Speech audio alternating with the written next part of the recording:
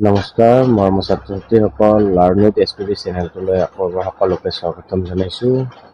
তোমালোকে এতিয়া আমি পঢ়িম, তোমালোকৰ কাৰণে লৈ আছোঁ ভগ্নাংশৰ গসাউ আৰু লসাগু। এতিয়া ভগ্নাংশৰ গসাউ আৰু লসাগু কি ধৰণে ল'ব লাগে, বা সাধাৰণতে যিটো আমি লওঁ ভগ্নাংশ নহয়, যিটো ভগ্নাংশ নোহোৱা সংখ্যাৰ আমি লসাগু বা গসাউ লওঁ, ঠিক তেনেকুৱা এইটোতো হয়। ইয়াতে অলপমান বেলেগটো থাকিব, যিহেতু ভগ্নাংশ, হয়নে নহয়? তো আগুৱাই যায়। ইয়াতে মানে কি কেনেকুৱা ধৰণে হয় কামটো, আমি সেই বিষয়ে অলপ চাম, বেলেগ একো নহয়। যদি এইটো ধাৰণা তোমালোকৰ আহিছে তেতিয়াহ'লে সোনকালেই আহি যাব। তাৰমানে আমি এই ভগ্নাংশ শব্দটো যে আছে, এই ভগ্নাংশ শব্দটো অলপ চাব লাগে, ঠিক আছে? গসাউ আৰু লসাগুটো আমি পঢ়িছোৱেই, জানোৱেই, হয়নে নহয়? তাক এচিএফ মানে গসাউ, এচিএফ হ'লে গসাউ হ'ব, এলচিএফ হ'লে লসাগু হ'ব। এইবোৰৰ বিষয়ে আমি চাওঁ। এতিয়া চোৱা, মই যদি ইয়াতে বুজাব যাওঁ, এই দুটা হৰণ অংক আছে, ইয়াতে 2 কেনেকৈ আহিল? প্ৰথমতে তুমি কি কৰা, 4/5 লোৱা, হৰণটোক যদি আমি পূৰণ কৰোঁ, ওপৰত 5 তলত 2 আহিব, 5 কাটা যাব, 2 4 কাটিলে 2 বাৰ, এনচাৰটো 2 আহিবই। আমি সাধাৰণতে এইখিনি কৰি থকা যায়। এতিয়া আমাক ধৰা কি লাগে, লসাগু আৰু গসাউ, হয়নে? প্ৰথমতে মই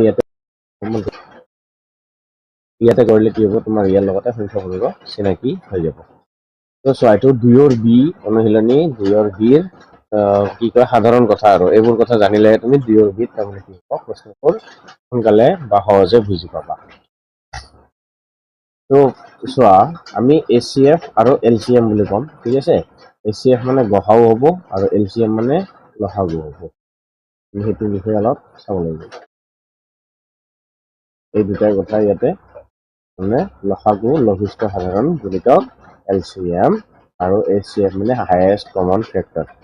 তেনেহ'লে প্ৰথমতে যদি মই 4 লওঁ, 4ৰ উৎপাদক কি হ'ব, 2 পূৰণ 2, আৰু যদি মই ধৰা ইয়াতে 8 ল'লোঁ, 8 ল'লে কিমান হ'ব, 2 পূৰণ 2 পূৰণ 2। এতিয়া যদি তোমাক কোৱা যায় ইয়াৰে তোমাক কি লাগে, এলচিএম লাগে, এলচিএম ল'লে কি হ'ব লাগিব, ইয়াতে 2টা 2 আছে, ইয়াতে 2টা 2 আছে, কমন আছে নে নাই? তাৰমানে তুমি 2টা লৈ আহা, যিকোনো ফালৰ পৰা 2টা লৈ আহা, হয়তো এই 2টা আনা, নতুবা এই 2টা আনা, ঠিক আছে? তাৰপিছত কি হৈ গ'ল, আৰু এটা 2 ৰৈ গ'ল, হয়নে? আৰু এটা 2 ৰৈ গৈছে, নহ'লে এইটোও আহি যাব, এইটো কয় এলচিএম, ঠিক আছে? এতিয়া মই যদি ইয়াতে মুচিব যাওঁ, মুচিব পাৰিম নে নাই? পাৰিছোঁ, নহ'লে আনফৰ্চুনেটলি মুচাই যায় গোটেই।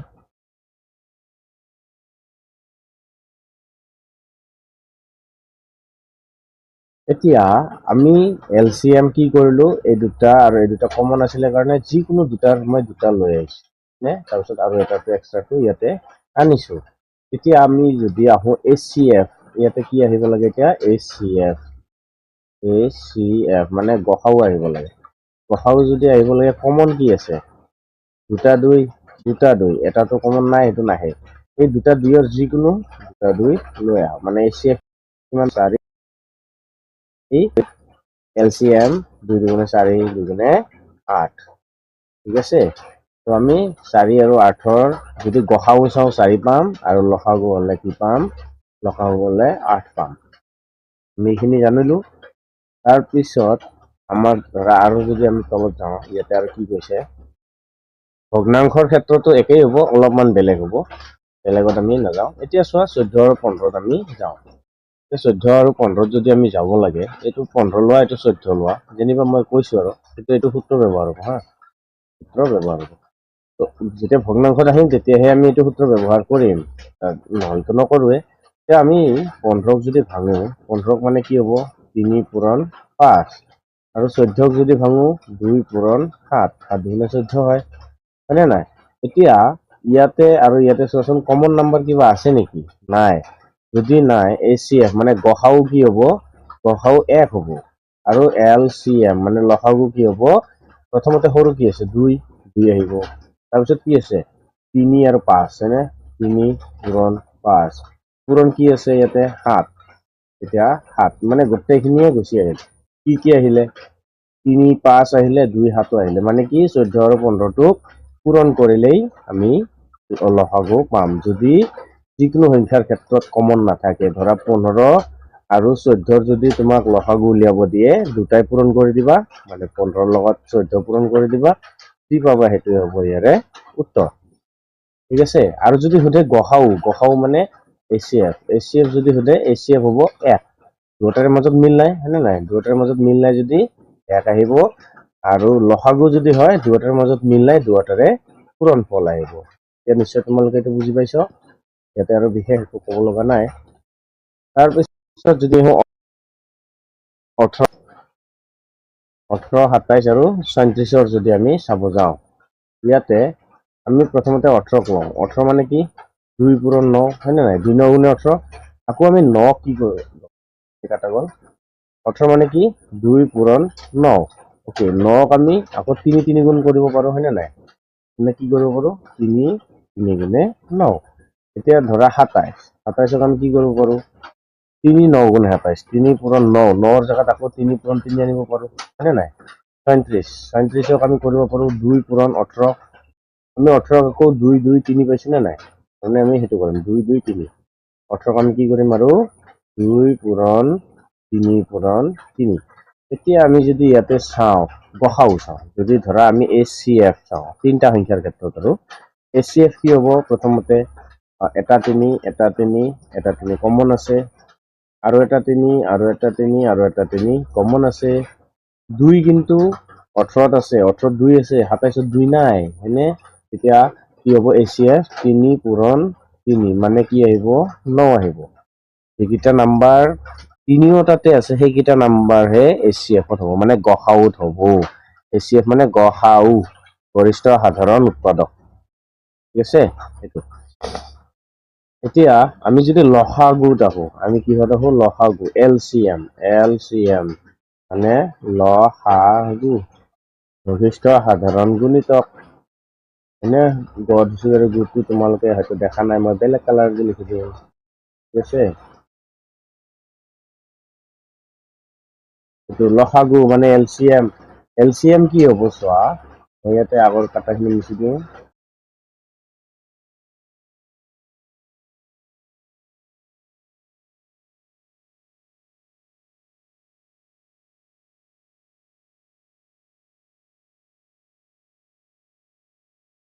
ইয়াতে কি আছিলে? 3, কালাৰ বেলেগ হ'লেও কথা নাই। এতিয়া আমি লসাগুত যদি আহিব লাগে, প্ৰথমতে কি আছে চোৱা, সৰু সংখ্যা কি আছে? ইয়াতে দুটা 2 আছে, ইয়াতে এটা 2 আছে, তাৰমানে তুমি এটাটোক বাদ দিয়া, এইটো নালাগে, এই দুটাকে লৈ আহা, তাৰমানে কি হ'ব? 2 পূৰণ 2। তাৰপিছত 3 কেইটা আছে? 3 ইয়াতে দুটা আছে, ইয়াতেও দুটা আছে, ইয়াতে আকৌ 3টা আছে, তাৰমানে এইটোক বাদ দিয়া, এইটোকো বাদ দিয়া, এইটোক লৈ আহা। ঠিক আছে, 3 পূৰণ 3 পূৰণ 3 মানে কমন নাথাকিলেও আহি যায়। তেতিয়াহ'লে লসাগু কি আহিব? আমি এইখিনি পূৰণ কৰিলে পাম। 3 3 গুণ 9, 9 3 9 গুণে 27, 2 গুণে 4, 4 পূৰণ 27। 4ৰ লগত 27 পূৰণ কৰিলে কি পাওঁ আমি এইটো চাব লাগিব। 27ৰ লগত যদি আমি 4 পূৰণ কৰোঁ, 7 4 গুণ 28ৰ 8, 7 2, 4 2 গুণে 8, 10, 108, 108। এইটো এম্বুলেন্সৰ নাম্বাৰ নহয় দিয়া, 108 নাম্বাৰ। তো লসাগু আমি পালোঁ এইটো, হয়নে? এলচিএম। আৰু গসাউ পাইছোঁ 9। তো চোৱা দুটাৰ মাজত কিমান পাৰ্থক্য আছে। তো লসাগু আৰু গসাউ মই ভাবোঁ নিশ্চয়কৈ তোমালোকৰ এতিয়া ক্লিয়াৰ হৈছে। যদি হোৱা নাই, এইটো তুমি ভিডিঅ'টো ৰিভাইজ কৰি চাব লাগিব, তেতিয়াহে বুজি পাবা। তো ভগ্নাংশৰ ক্ষেত্ৰত কেনেধৰণে হ'ব, এইটোৱে নিয়ম থাকিব। ইয়াতে মানে কি হ'ব? অলপমান বেলেগ ধৰণে হ'ব। এতিয়া আৰু এটা কথা, ইয়াতে গুণনীয়কৰ কথা কৈছোঁ, তো সাধাৰণ গুণিতক আমি চাব লাগে। খালী পেজ চোৱা, সাধাৰণ গুণিতক বা গুণনীয়ক, এই যেনিবা গুণনীয়ক বুলিও ক'ব পাৰে বা সাধাৰণ গুণিতক, হয়নে? সাধাৰণ গুণিতক যেনিবা, সাধাৰণ গুণিতকটোক আমি কি লিখিব পাৰোঁ? সা গুণিতক বুলিও লিখিব পাৰোঁ। ঠিক আছে, তো সাধাৰণ গুণিতক, আমি যদি সাধাৰণ গুণিতক চাওঁ, ধৰা 3, 5ৰ সাধাৰণ গুণিতক চাব লাগে। তো 3 আৰু 5ৰ লসাগু ল'ম, 3 আৰু 5ৰ কি ল'ম? লসাগু, লঘিষ্ঠ সাধাৰণ গুণিতক ল'ম। লসাগু কি হ'ব? 3 পূৰণ 5 হ'বনে নাই? 3 পূৰণ 5 হ'লে 15 হ'ব, হয়নে?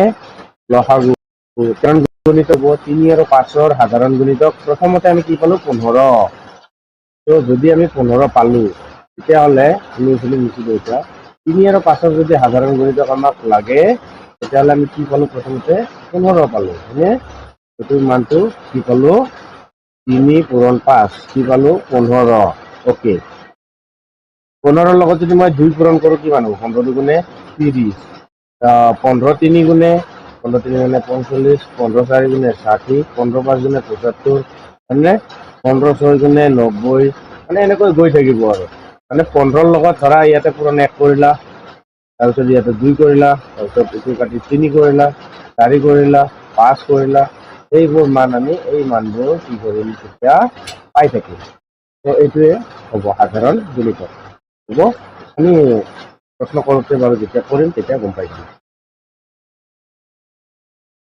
এতিয়া সাধাৰণ গুণনীয়ক মানে সাধাৰণ গুণিতক এই একেটাই কথা তো ইয়াতে অলপমান কথাটো বেলেগকৈ কৈছে তো এতিয়া মই ভাবোঁ HCF আৰু LCM মানে গসাগু আৰু লসাগু তোমালোকৰ কোনো সন্দেহ নাই বুজি পোৱা হৈছ যদি বুজি পোৱা হৈছ তেতিয়াহ'লে আমি কি কৰিম চোৱা ইয়াতে উদাহৰণ দিয়া আছে উদাহৰণত প্ৰথমতে আহোঁ ইয়াৰে কৈছে যে 3টা গুণনীয়ক উলিওৱা গুণনীয়ক মানে মই অলপ আগতে কৈ আহিলোঁ মানে গুণনীয়ক কেইটা 3টা লাগে ইয়াতে যদি দিছে এইটো কিহৰ কাৰণে দিছে কিয় দিছে আমি সেইবোৰৰ বিষয়ে অলপ আলোচনা কৰি চাওঁ উদাহৰণ নম্বৰ চাওঁ উদাহৰণ কিমান এইটো নম্বৰ দিয়া যায় তো উদাহৰণ এইটো সংখ্যা আৰু এইটো সংখ্যাৰ লগত মিলাই 3টা গুণনীয়ক উলিয়াব লাগে তো প্ৰথমতে তুমি কি কৰিব লাগে এই 5 আৰু এই 15ৰ প্ৰথমতে কি ইয়াতে এটা সূত্ৰ আছে মই সূত্ৰটো দেখুৱাই দিছোঁ তোমালোকক ধৰা এটাতকৈ বেছি যেতিয়া আহে তেতিয়া ইয়াৰে এটা সূত্ৰ ব্যৱহাৰ হ'ব কোনটো সূত্ৰ ব্যৱহাৰ হ'ব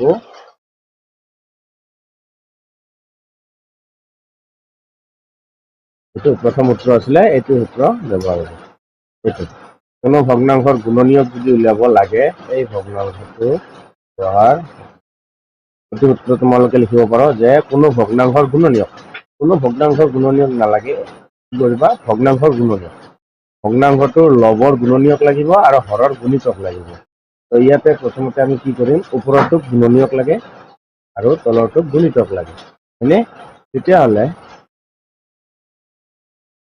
আমাৰ ইয়াতেতো সূত্ৰটো ব্যৱহাৰ কৰা নাই যদি কৰা নাই তেতিয়াহ'লে আমি এই খালী জেগাটোত কৰিম প্ৰথমতে তুমি কি কৰা 5 আৰু 15ৰ গুণনীয়ক মানে মই ক'লোৱে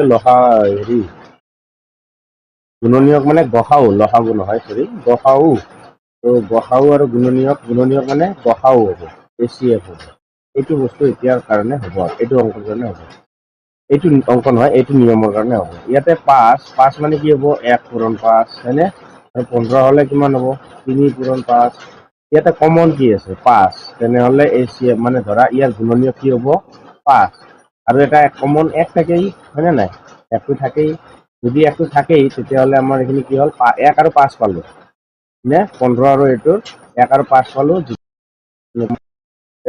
দিয়া আছে গুণনীয়ক কি আছে 1 আৰু 5 দিয়া আছে তাৰপিছত আমি আহোঁ হৰ 4 আৰু 6ৰ কি লাগে আমাক গুণিতক মানে লসাগু লাগিব 4 মানে কি 2 পূৰণ 2 6 মানে কি 2 পূৰণ 3 হয়নে নাই এতিয়া তোমাক কি লাগিব কমন থকাটোও লাগিব নাথাকাটোও লাগিব কমনটো দুটা 2 আছেই কমন এটা 2 আহিলে পূৰণ ইয়াতে এটা 2 আছে ইয়াতে এটা 3 আছে তাৰমানে কি 2 পূৰণ 3 এইটো হ'ব ইয়াৰে কি হ'ব ভগ্নাংশটোৰ এই 6 আৰু 4ৰ গুণিতক হ'লে কি হ'ব 2 দুগুণে 4 3 গুণে 12 12 দুগুণ কিমান হ'ব 24 12 3 গুণে 36 12 24 36ত গ'ল আছে বাকীকেইটাতো নালাগে তোমাৰ বাকীকেইটাৰ দৰকাৰ নাই ঠিক আছে তো প্ৰথমতে এইটো আমাৰ কিতাপত বাৰু দীঘলীয়া প্ৰচেছ দিছে আমি শ্বৰ্টকাট যাম শ্বৰ্টকাট গ'লে আমাৰ কি আহিল আমি 12 24 36 পালোঁ নে 6 আৰু 4ৰ সাধাৰণ গুণিতক কি পালোঁ 12 24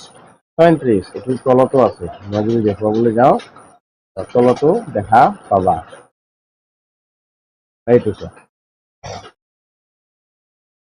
ইয়াতেও 12 24 36ত গ'ল আছে তলৰটোতো আছে মানে এইটো 6ৰ গুণিতক উলিয়াইছে এইটো 4ৰ গুণিতক উলিয়াইছিলে তো এই দুটা নুলিয়াই আমি শ্বৰ্টকাট কৰিলেও হৈ যায় ঠিক আছে তেতিয়া অংক তেতিয়া আৰু ভালদৰে বুজি পাম তাৰপিছত আমি এতিয়া আহোঁ পিছৰ পৰ্যায়লৈ পিছৰ পৰ্যায়ত এইটো আৰু এটা সূত্ৰ আছে ইয়াতে এই সূত্ৰটো কিন্তু ব্যৱহাৰ হয় এইটো একাধিক ভগ্নাংশৰ সাধাৰণ গুণিতক যদি উলিয়াব লাগে গুণনীয়ক আমি সূত্ৰবোৰ এটা এটাকৈ এপ্লাই কৰিবলৈ চেষ্টা কৰিম আৰু এটা আছে ইয়াতে তিনিটা সূত্ৰ আছে এইটো ভগ্নাংশৰ যদি গসাউ উলিয়াব দিয়ে এইটো পাম আৰু ভগ্নাংশৰ গুণিতক উলিয়াব দিয়ে গুণনীয়ক উলিয়াব দিয়ে এইটো পাম আৰু লসাগু উলিয়াব দিলে ওপৰৰ সূত্ৰটো যেটো মই ক'লো 1 নম্বৰত আছে ক'ত গ'ল এইটো ভগ্নাংশৰ ঠিক আছে গুণনীয়ক বা উৎপাদক গুণনীয়ক এইটোৱে কয় যেটো নেকি গসাউ সেইটো কয় গুণনীয়ক এইটো ক্লাস 6 পাইছিলা তোমালোকে 6ষ্ঠ শ্ৰেণীত তো প্ৰথমতে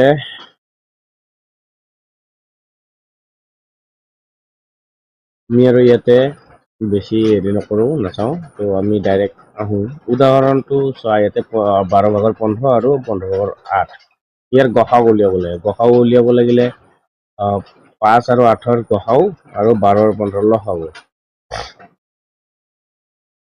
এতিয়া 2ৰ বি তো 2ৰ বি আনিব লাগিলে তলৰ প্ৰতিটো ভগ্নাংশৰে 4টাকৈ গুণনীয়ক নিৰ্ণয় কৰা গুণনীয়ক নিৰ্ণয় কৰিব লাগিলে ওপৰৰটোৰ কি আছিলে গুণনীয়ক আৰু তলৰটোৰ কি আছিলে গুণিতক আমি এইটো পাইছিলো ইয়াৰে সূত্ৰটো কোন আছে মই সূত্ৰটো বাৰু তাতে পেষ্ট কৰি দিছো হয়নে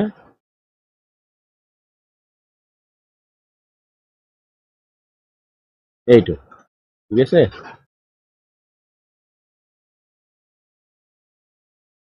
এইটো যদি মই ইয়াতে লৈ আহোঁ লৈ আহিলে অলপ কামত দিব কি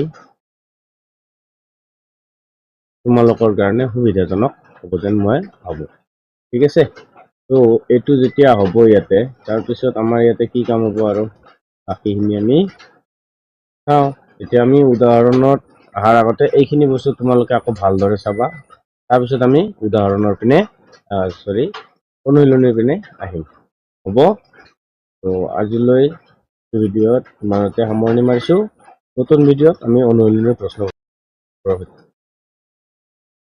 আহে তো আজিলৈ বিদায় লৈছোঁ ধন্যবাদ